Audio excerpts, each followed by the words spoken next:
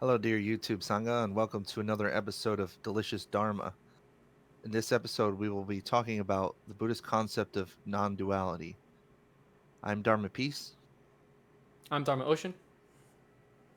And I'm Dharma Sense. Welcome to our channel. All right, brothers, we have all kind of prefaced this as being one of the more difficult concepts to grasp, especially for a Western audience. And I think that now is the time to flesh it out. And I think we're all excited to share our sort of perspective on non-duality and what it even means. So I could offer at least some of my own like Buddhist studies background in understanding it. For example, like the term for non-duality predates Buddhism, or is at least contemporaneous to the historical Buddha. But it comes from the Upanishadic tradition through the Sanskrit word Advaita, which Mhm. does it alludes to non-duality. And then the Buddha basically, just to explain non-duality in terms of the Upanishads, um, basically they said, the Hindus said that it meant that there's no difference between the self and God, essentially, which was Brahma. It's rendered as Brahma in the Hindu traditions.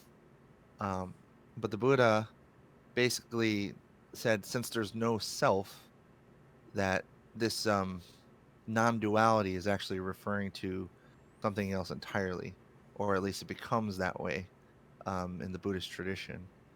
So yeah, so how's that for a preface, guys? um, Yeah, well mm, said. But thank you. I do want to kind of touch on what it means, at least to me, from a Buddhist perspective. Hmm. Mhm. Non-duality for me is more than just a philosophy or an idea. It's an actual experience that people have, Mhm. and we Hmm. can try to put it into words, but I think it winds up making sometimes people a little confused because we're Right. used to thinking very conceptually, like hot and cold, positive and negative, all of these opposite Almost ends like, of the spectrum. yeah, binary, right? Like Yeah, a, everything yeah. arises in two basically, and so we can only Hmm. conceptualize things on this spectrum. But it's more complicated than that because in order to know cold, for example, we would first have to know hot in order to compare them, right? So both of these things need to exist in our mind at the same time. And Right. when we look back on previous experiences, like I put my hand on a stove and I go, ow, that hurts, it's hot. Mhm.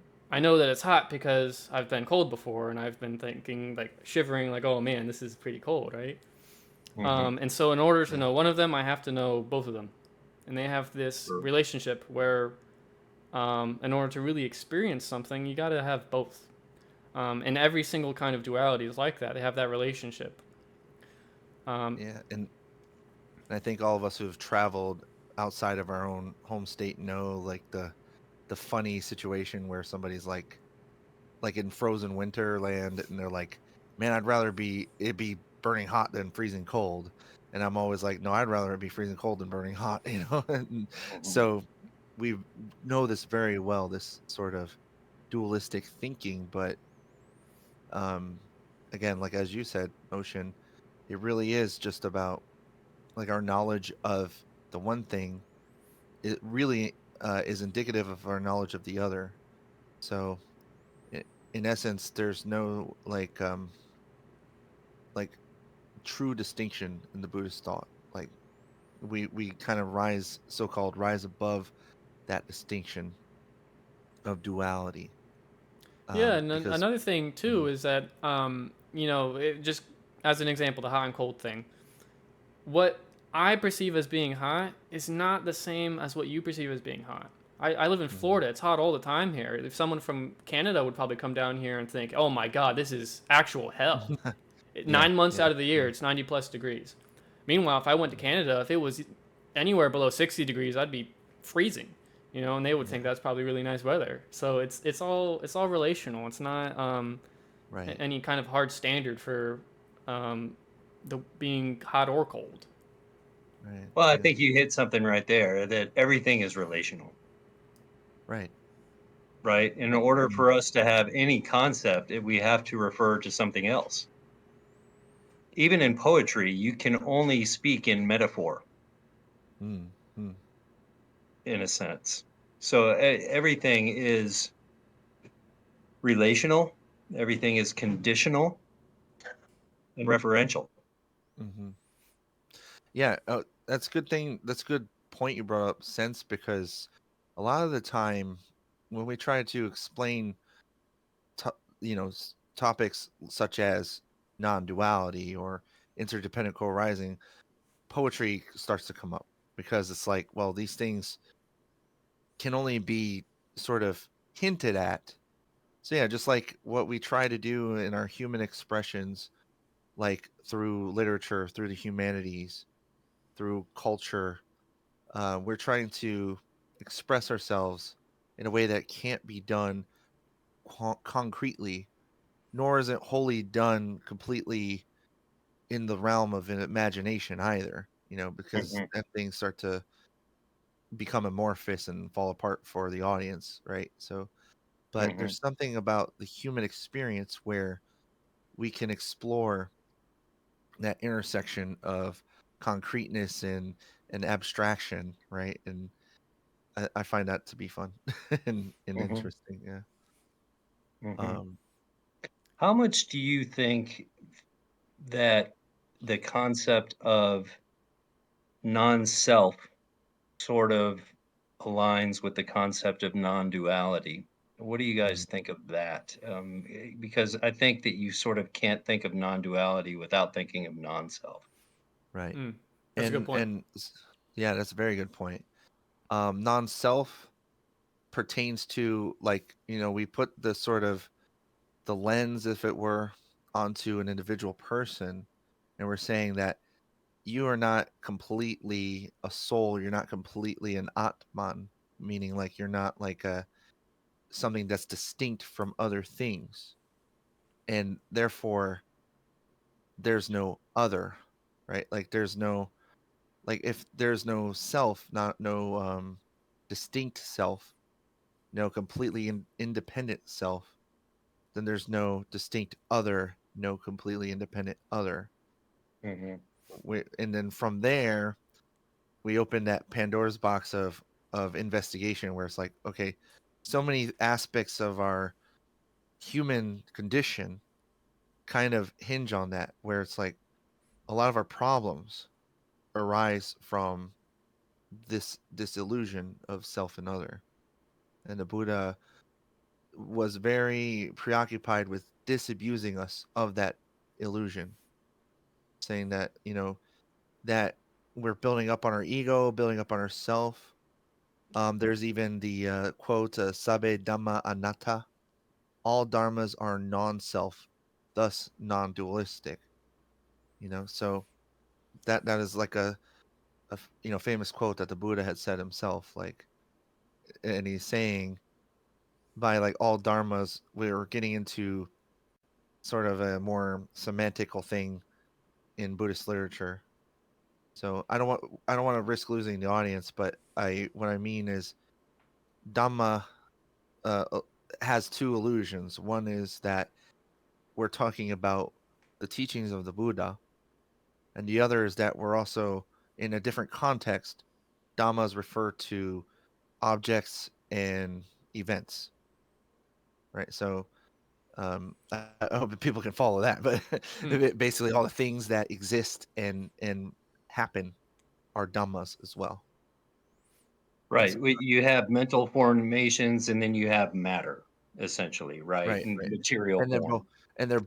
and yeah, and there's no difference between the two when we really get into Buddhist literature. Like, mental formations and physical objects and things like that start to, the line blurs between the two, right? Like, where, because our concepts, mental formations, our conceptualization of our environment, things like that, are sometimes they're illusory, sometimes they're not. Um, let's just say, for lack of a better word, they're not as concrete as we think. Mhm. Right? Yeah, It's the way like that we just. where does your mind start and everything else begin? Hmm. Because in order for me to perceive these things, I need to have a mind. In order Yeah, for me to experience them, to come into contact with them, I first need to have a mind. But if I have no mind, well, everything else might as well not exist because then I don't have any the experience of it, right? So, right. I Yeah, mean, yeah. There's that philosophical sort of quandary where it's like, what do we mean by exist? Like, let's just say that there's a reality where there's no mind. Then can things, objects, events be said to exist? And that's really what the Buddha was getting at, was like, if you really think about it, like existence and mind, they cannot be separated, at least not for us humans, right? So there's a kind of um an interwoven um predicament there. I don't even know how to describe that. this stuff is really hard to talk about, and kind of like Yeah, yeah. how I had mentioned, it's difficult to talk about because you can't conceptualize it very easily. It's more Hmm. of the experience of no separation between self and other, and again all the other things, hot and cold, whatever. It's about that Hmm. experience, and most of us just don't have that experience yet. We're not we don't have the wisdom or insight or the meditative ability to kind of experience that Hmm. kind of thing. And so for a lot of us, it doesn't make that much sense. Yeah. Um, Right. And one of the you had shared a podcast with us, Ocean, and one of the lines or one of the comments that sort of stood out to me from the speaker was how he sort of views Buddhism, whereas a lot of people might say, I am a Buddhist, whereas they're identifying with that. That's part of their identity Hmm. now, is I am this. Where he says, I like to do Buddhism, right? And yeah, I really enjoy that because it's not something that I am. It is something that I do. It's something that I practice. And you Right. do come to understanding of these sort of very complicated concepts through experience, more so than you will through any kind of teaching or reading or Mhm. lecture or anything that's like not to that. say It that the is through teachings aren't practice. helpful, though. I mean, the teachings are really Sure. great. Especially if Oh you're yeah, really getting into they Buddhism for the guide first you, time. but right, it's two different kinds of learning. For Yeah. sure, yeah, yeah. Yeah. The experience of this whole thing is ultimately what they would call enlightenment, like true non-duality, Hmm. no separation. Hmm. Right. They in Hmm. Zen they call that kensho. Now Roshi Right. talks about it from time to time, but Yeah. um, that's really where we're trying to be, is to have that experience and have that wisdom to know that, well, other people are just like me, and there's not any distinguishing between us.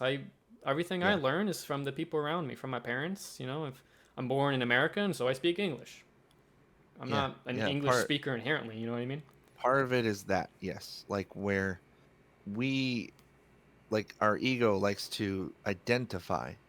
But yeah, it's like, if I identify, like, let's say I grew up in Pennsylvania and people around me listen to Johnny Cash and all this classic rock, and then someone said, they just had a different opinion, and it, like, one day I go to the bar and I'm drinking, and it irks me that someone has a different opinion, and it's identify it so much with that genre and that particular artist that it, like, actually elicits an emotional response. Um, when in actuality, I would just be a product of my environment. It would be circumstantial. Well, yeah, you're Yeah. identifying with your views, which are basically built from the conditions of your environment that you've been raised in. And kind of like what you said, Peace. It's circumstantial and not substantial. Like, this is not Mm, my inherent self. I was not coming out of the womb listening to rock, guitar in my hands and everything, doing, like, it's not Well, I don't my know actual about you, but self. I no. Well, I mean, if you think about it, it's like that for everything. If I was born in India, I'd probably be a Hindu, you know. Yeah. Sure. Right. But Right. Right. if I was born in the Middle East, I'd be a Muslim. And if I was born wherever Right. else, you know what I mean? And so this is not my inherent There's self. a famous American philosopher named John Rawls, political philosopher, Mhm. and he called this exact situation the veil of ignorance. And I thought, was he plagiarizing the Buddha or right? I mean, because how he describes it is like, well, all the otherness, all the othering, where we see other people from other cultures, other countries as an enemy. Is like, well, imagine a society where, or imagine like you were like in a realm, kind of like the egg, where God is with you and he's telling you that you will be born tomorrow. And he said, where would you rather live? And then he wants you to describe the world in which you want to live in. And then it's like, but you don't get to choose where you're born, right? You don't get to choose what country you're born in, but how would you like the world to function? Would you like it to be fair? Would you like it to be magnanimous or beneficial to you? Or would you like it to be disparate situations where, like, if you're born in Africa, you're subject to famine. If you're born in America, you have this certain access to wealth, et cetera, et cetera. You have opportunities. And he's like, what most people would probably pick the more just sort of situation, right? And but so to me it was like this description of the veil of ignorance um was one of the major like breakthrough moments in my own realization where I was like, yeah, I of course I would rather have a more just society. Those so-called other people were just again a sort of a result of an accident of birth, as it were. That's Yeah. kind of the phrase I would like to use. Yeah. In my personal life, in my marriage, these concepts are very apparent to me. My wife is from Morocco. Mm, Much of our relationship, like she brings her culture with her to our relationship, right? mm, She's yeah. Muslim. I grew up Catholic. She has a different sort of um, a way of dining than we do here in America. Their dining is communal. They put the meal in the center and everybody reaches out of the same dish. Here in America, we do everything on our own individual plate. There's just stuff that just is going to be conditioned from your environment.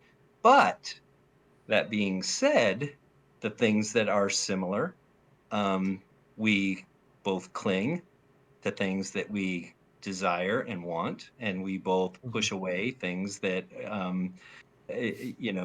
cause suffering. And so we're caught in the uh, samsara Yeah, that everybody is, right? Yeah. We, I would say so. Yeah. I yeah. was reading So, a book that Peace actually had given me called Make Your Mind an Ocean. Really good oh book, by wow, the way. We should put that in the description of this video. Oh, And sure. yeah, thanks, by the way. Mhm. No um, worries. but yeah, he kind of touches on the same exact thing that you had just said, Sense. We all, as human beings, suffer from the same problems. We all hmm, want to be happy. We want to Mm, avoid suffering, and we want to be free in our minds. And that's like the most basic, wholesome things that we can want as human beings. And it doesn't matter where you go in the world, people want those things. Those yeah, three things, It's yeah, simple. yeah. right. Yeah, In indeed. Buddhism, we're not born with the concept in Christianity and maybe Judaism. I'm not sure, but the concept of original sin, right? In Yeah. Buddhism, we don't have that concept. We are born with original ignorance, right? Because we're born into the realm of suffering. and suffering is, conditioned by ignorance. Hmm. Yeah, and in particular, just for our Abrahamic people, the folks with the Christian, Jewish, or Muslim, Buddhism, we don't have this sort of origin story for humans. Like, there's not, like, it's not really addressed as far as why we're in samsara. It's just that it just is.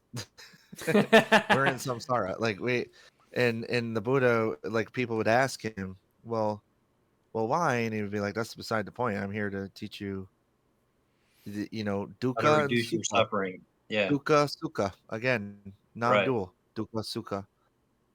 Dukkha is dissatisfaction or deficiency. Sukha is satisfaction or efficiency.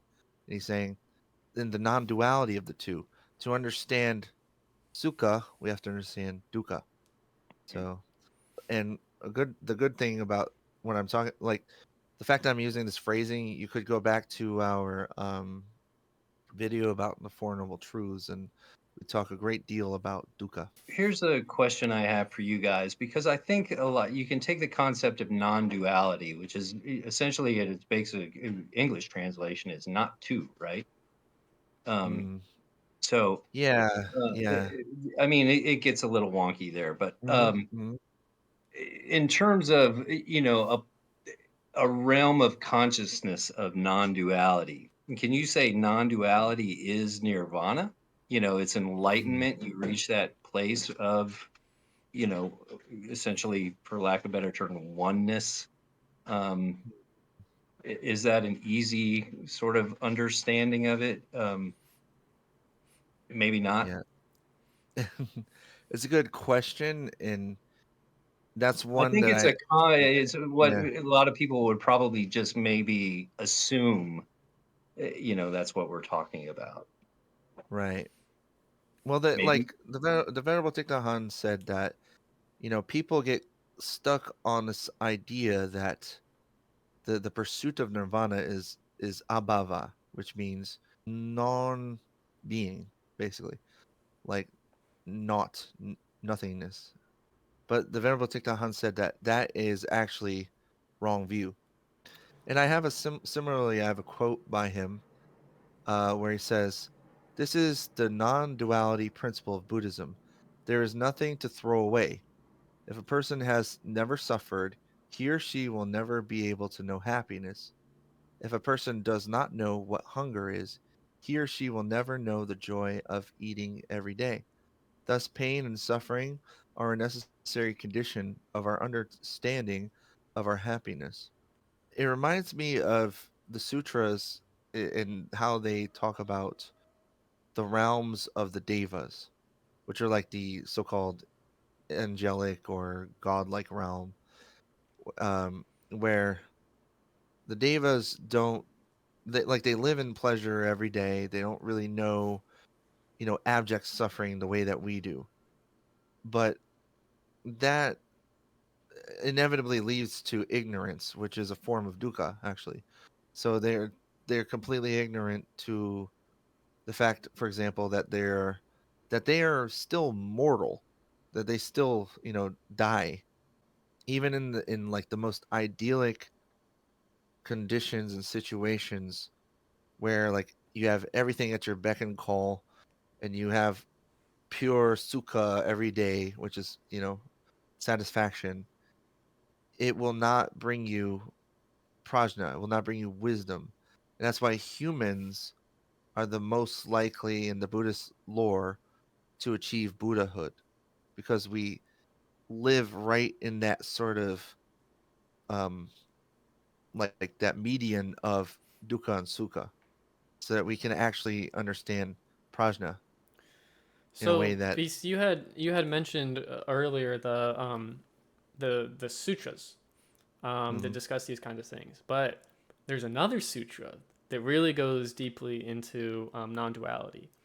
mhm, Um, it's called the Heart Sutra to our audience who right, maybe hasn't heard yeah, that. Yep. But I just want to read a one line from Thich Nhat Hanh's translation of it, or one excerpt, I should say. Avalokiteshvara is a bodhisattva giving teaching to one of the monks called Sariputra, and this is what he says.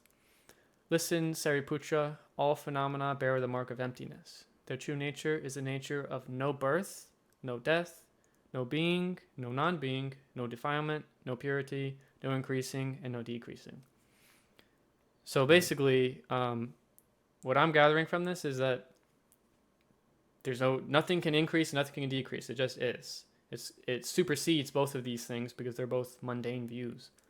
And so, pretty much, to me, the Heart Sutra is non-duality in a nutshell. All of these concepts that we have that arise in two, it's not either of those things because it's too mundane, it's too conceptual. It's not the real truth of the matter. And so, yeah, I just wanted to share that because, you know, ultimately the nature of this experience does not have an inherent self-quality. It cannot be said to truly exist. And yet we still have the experience. And so we can't say it doesn't exist either, right? Right. So Right. we Yeah. have to do away with both of these ideas.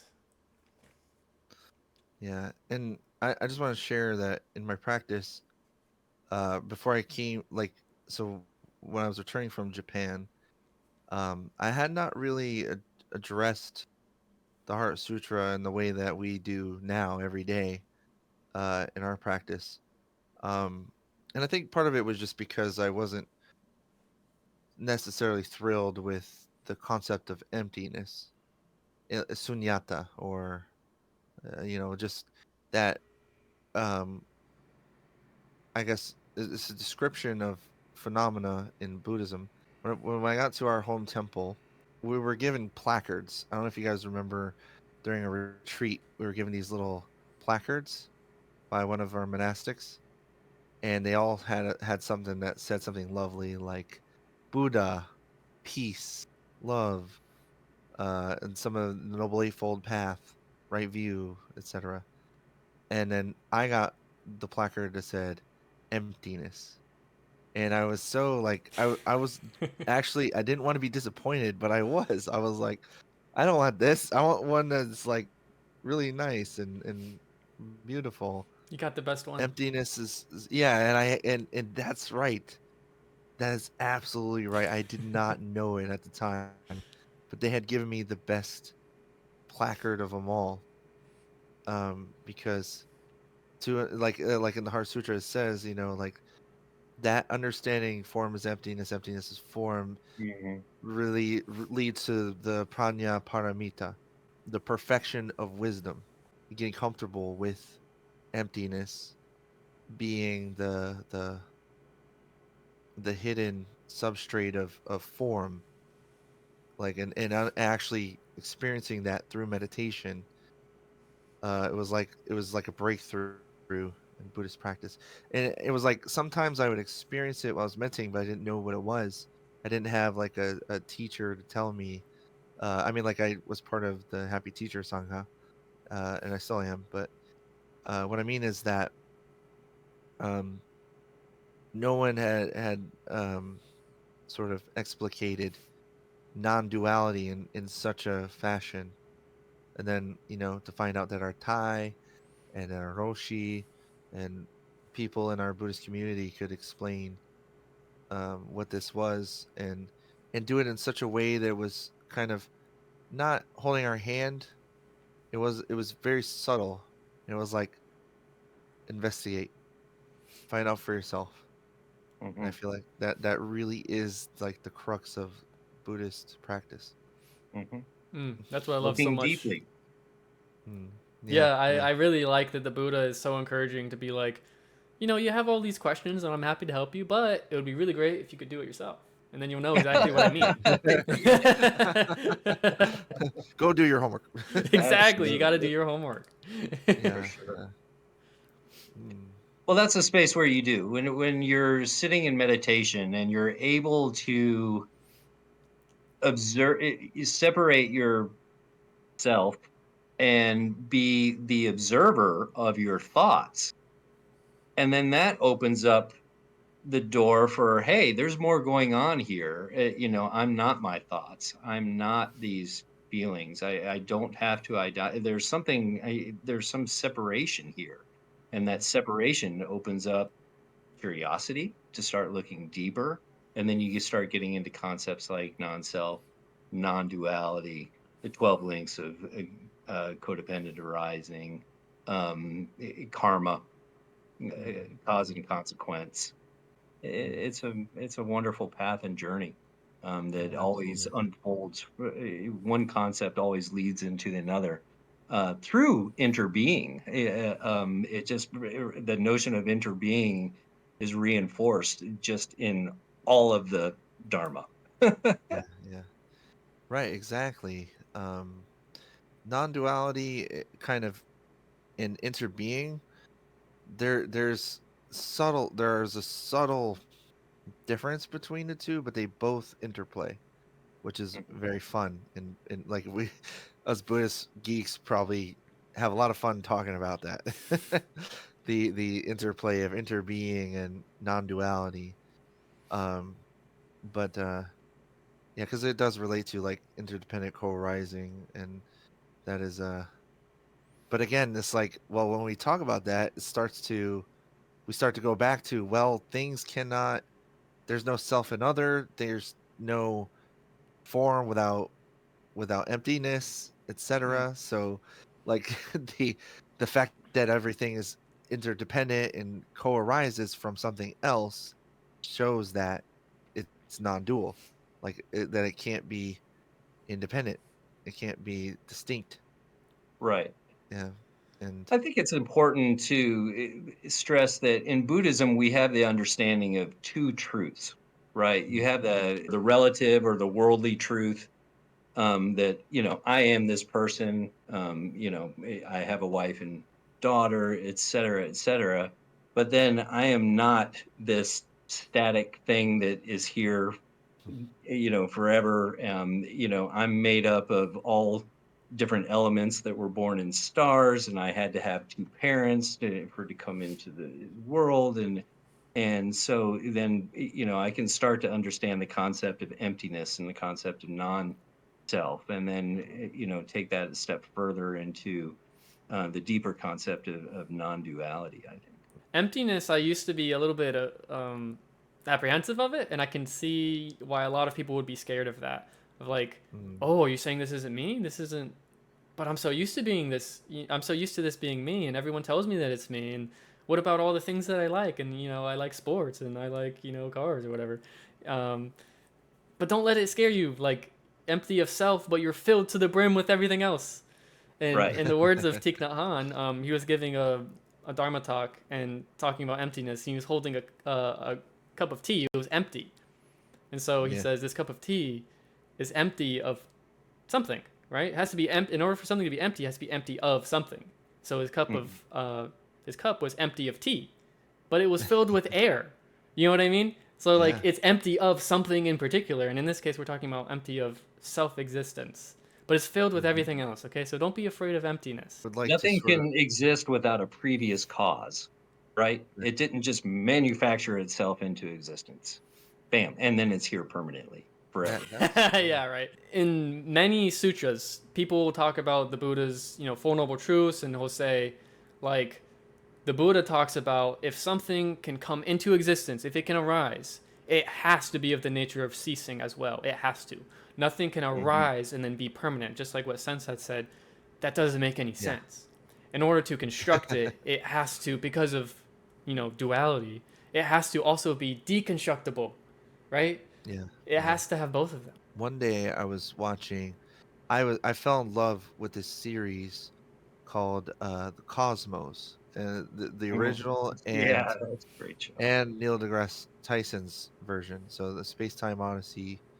So it was a personal voyage that was Carl Sagan, and the Space Time Odyssey was Neil deGrasse Tyson.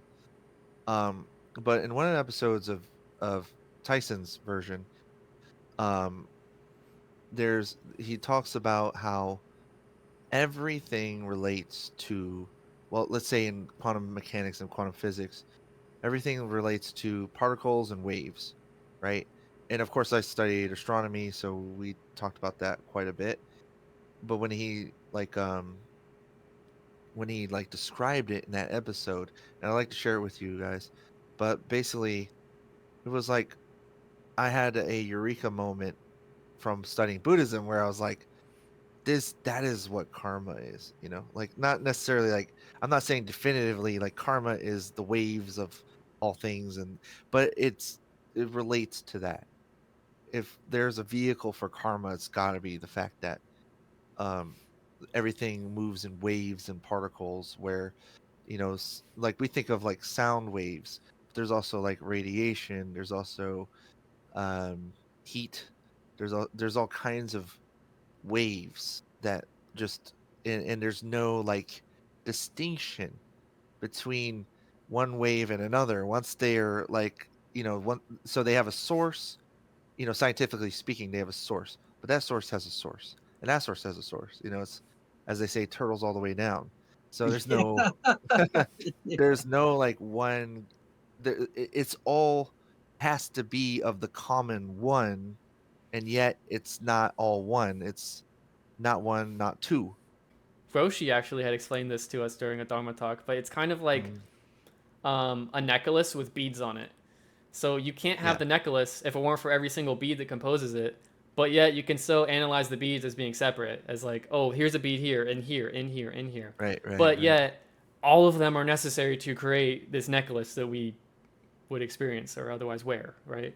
So yeah, I think we're talking about this, right? Like a Right, mala or right, so sometimes this is called a Buddhist rosary. Uh, right. But it's interesting, right? Because it's like clearly it's composed of a bunch of little things, but all those little mm, things can be analyzed separately, for lack of better words, right?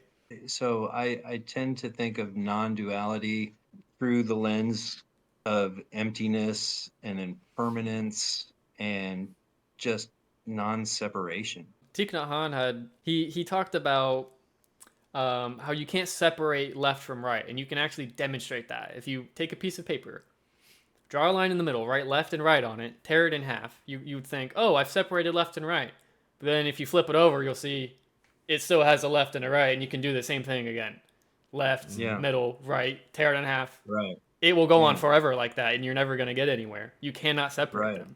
The benefits of this understanding is that it leads to compassion, mostly to wisdom and compassion together, which are our twin yeah. pursuits. But where if you can see yourself in others, if you can see the non-duality of reality, essentially, and that's what I think a lot of Buddhism is just trying to understand the true nature of reality. Um, then you can see easier your connection, and therefore your you can identify with other people more so, and therefore it lends to having compassion. But yeah, and that you're getting on a really good point. It's the whole reason why we're doing Mm, this. We want to make people more compassionate and more wise so they can help us to make a change in the world. yeah. We want to make the world a better place. There's something here that I hope people can take away from all this that we hope. Well, dear YouTube Sangha, if you've enjoyed this episode and you got something out of it, please leave us a like and comments down below. Um, we salute you for making it this far. Sadhu, sadhu, sadhu. Sadhu, sadhu, sadhu. What it boils down to. Mm, I sort of equate um, wholesomeness with happiness. And Buddhism is, taught me that is that the more wholesome I am, the more happy I am. And that's proven out in my own experience. That's another thing that Ocean had mentioned earlier. We were talking about experience versus, intellectual understanding. And that's been the case for me.